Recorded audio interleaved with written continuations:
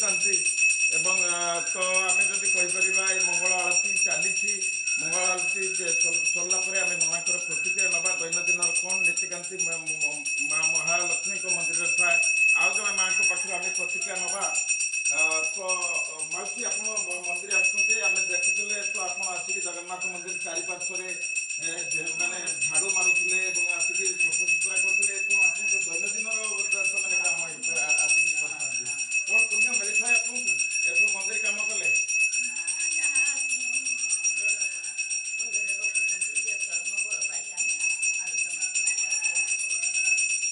କ'ଣ ମାଙ୍କ ପାଖରୁ ଜଗନ୍ନାଥ ମହାପ୍ରଭୁଙ୍କ ପାଖରୁ ତ ଆପଣଙ୍କୁ କ'ଣ ଅନୁଭୂତି ଅଛି ଯେ ଠାକୁରଙ୍କ ପାଖରୁ ଆପଣ କ'ଣ ପାଇଛନ୍ତି?